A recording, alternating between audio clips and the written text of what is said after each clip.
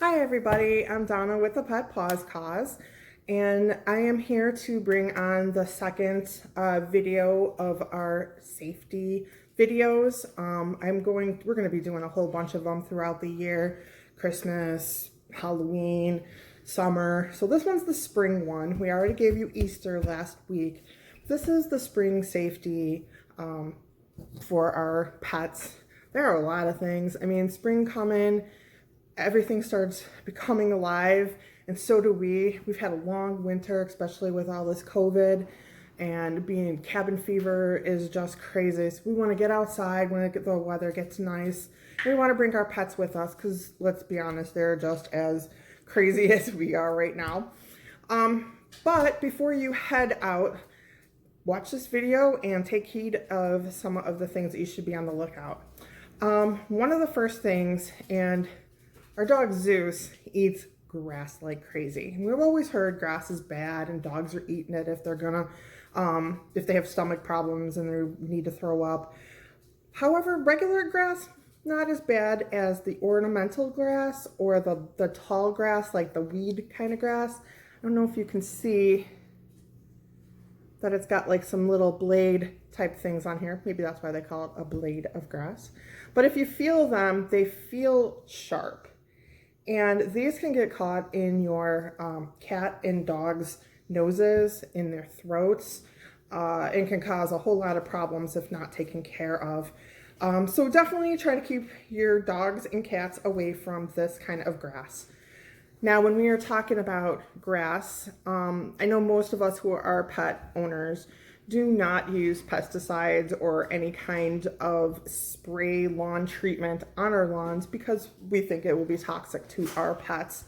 However, if you're taking your dog for a walk, you don't know what your neighbors are using. So be very, very careful when you are headed out, taking your pets for walks, that they're not eating grass on your neighbor's lawn, because that beautiful lawn green that comes out and sprays the lawn a couple times a year, those can be very toxic to your pets. So definitely keep an eye on that. The next thing is, and I was actually kind of shocked about this, and I don't know why I never thought of this before, but when I was doing this research, it came up. But those wild mushrooms that grow out in the yard, out in the parks that you probably go to with your pets, those can be fatal to us. I mean, they're toxic to us. So I don't know why I didn't think about thinking about my pets about that. So yes, those mushrooms can be very toxic to your pets.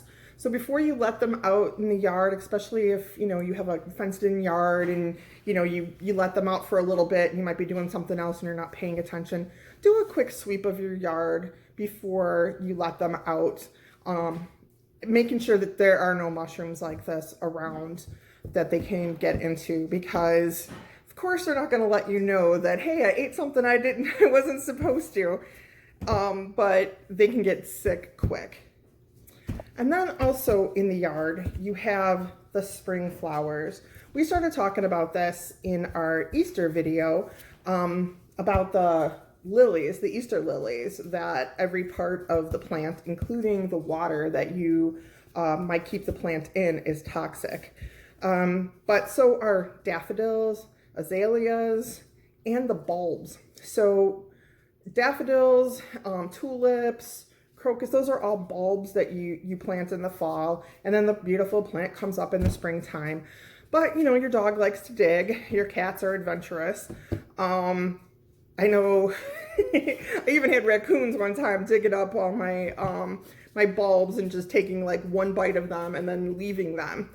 So you want to make sure that you don't find your dogs digging in the yard, digging up your bulbs and eating on those, or if something like a raccoon or a squirrel or something got in there, dug it up already and left it out, and your dog comes along, this smells good, this looks interesting, I think I'm going to give it a taste. So definitely check out for those. Make sure that those are away from where your pets play, dig. I mean, we don't want our pets digging anyways, but dogs will be dogs sometimes. So you just want to keep all that away from your pets. again, outside could be very dangerous. It's scary out there. Okay, so one of the things too is sticks. Now, my dog, Sky, she loves to play fetch. Loves it, loves it, loves it. We have bought tens of thousands of balls and toys that she's destroyed in like seconds. So every time she goes outside, we usually try to keep a ball or something outside that she can play with. But if she can't find her toy, she will find any stick. I don't care if it is a branch and a long branch or the tiniest little thing, and she will bring these sticks, hence the one I have right here that she brought to me actually just moments ago. As you can see, it's already splintering. You can see that it's already splintering. This cracks, the bark part falls off. This all can get stuck in their throats, cause issues. Actually, one time she had brought this really thick stick to us, and when she was chewing on it, all of a sudden she's running around the yard like a mad woman. We had no idea what was going on, and as we're trying to figure out, we thought it got stuck in her throat. Turns out like the roof of her mouth, the stick was the perfect size to get stuck in that area. She's panicking. We're afraid she's gonna be, she's gonna swallow it. She can't breathe. We had no idea what was going on. So try to keep balls or some other kind of toy that's made for playing fetch out in your yard so that your dogs aren't playing with the sticks. Okay, so while they're out there playing, we want to watch out for insect bites as well. Last year around our pool, we had wasps, and I don't know where they were coming from, but they were attacking. We had them in a couple different parts of our yard. We have like 2 acres of land, so we have there's all kinds of wildlife around, including these bugs.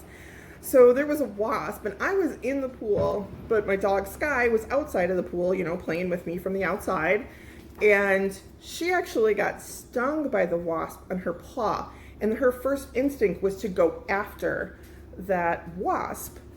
And I'm trying to hold her back, so then I ended up getting stung because I'm trying to keep her away from biting on this wasp that can cause more damage to her. But you want to watch out for wasps and bees. Try to get rid of the nests as much as possible. Put them somewhere else. The bees, I know everyone's going to be like, don't move the bee stuff, or don't, be careful of bees. Just keep your dogs away, as far away from those beehives or bee nests or whatever you have going on with the bees. We don't want the animals getting stung. Just like us, they could have allergies to it. I had a dog once that got bit. Actually, she caught the bee in her mouth, and it was buzzing around, and the dog was so adorable because she had no idea what was happening, and she's just standing. I'm like, open your mouth so the bee will come out. And she ended up getting stung, and her whole mouth swelled up. Had to bring her to the emergency vet, and it was a whole thing of getting some shots and some saline drips and all kinds of, tons of money later. And she was fine, but you don't want to even go down that road if possible. So trying to keep, I would get rid of the wasp nest, the bee's nest, maybe just keep your dogs away from them, move them to a different area, something like that. I know I'm going to get a lot of flack for that bee one, but and then, okay, so like I was saying about having allergic reactions to the insect bites, the allergies as well. I mean, when springtime happens, we're all running to the stores to get antihistamines and all kinds of stuff because we're sneezing and coughing and eyes are watering. The same thing can happen to your pets. So a lot of times though, the allergies will show up as itchy skin, maybe ear problems. You'll see more gook in their ears. They could be sneezing, watering eyes, inflamed skin, sometimes loss of hair. If any of that happens, call your vet, and they can get on an allergy medicine that is made for your pet. Some of the antihistamines that we use can be toxic to the animal, and especially the dosing for small size, big size. I mean, I have a pit bull, a collie, and then a chihuahua. And so, the dosing is different for all those dogs. So you want to check that, of course, with your vet. Also, fertilizers, insecticides, and herbicides. Yes, we all want a beautiful garden. We all want beautiful green grass, but at what cost? So please be very careful.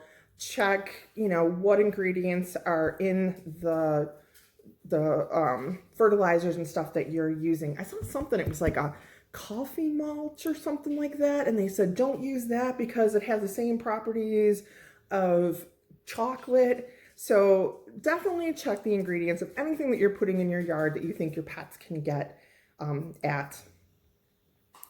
Fleas, ticks, and mosquitoes. Again, like I said, everybody is out for spring, including all these harmful insects, and they're all wanting to mate and breed and multiply, and your dog or cat, they're perfect, perfect for this.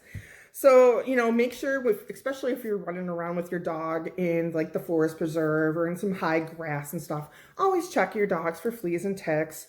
Mosquitoes can carry the heartworm. So make sure that you have the medications, the flea and tick medication, the heartworm medication, all this stuff. Talk to your vet. They know way more about all the problems that comes along with spring, as well as all the great stuff, but there's still some problems. And then I've got things that are not really outside harms, but they do happen around this time of year. So it's gorgeous outside and you're opening up windows, which I kind of feel like we need to open up some windows in here because I'm dying. But you're opening up the windows. Check your screens. Make sure that those bugs that are outside can't come in. Also, if you've got cats or dogs that are up in the windowsills, if they can't push out those screens and fall out themselves, just like a little baby. Yes, our animals are our little babies, and they can also fall out of the screens as well, and we don't want that happening. That would be horrible. And last but not least that I have on here, I know a lot of us do our spring cleaning at this time. You start, changing, pulling stuff away from the wall and cleaning this and washing this down, and we love to use the ammonia and the bleach, and the stronger the smell, the better it cleans, kind of thing. All those things can cause issues for your pet. Even some of the or the all-natural cleaners can also, if it's ingested, can cause stomach problems. So, I'm not telling you not to clean, of course not, but I would keep your pets in a separate room and wait to open up that room to them.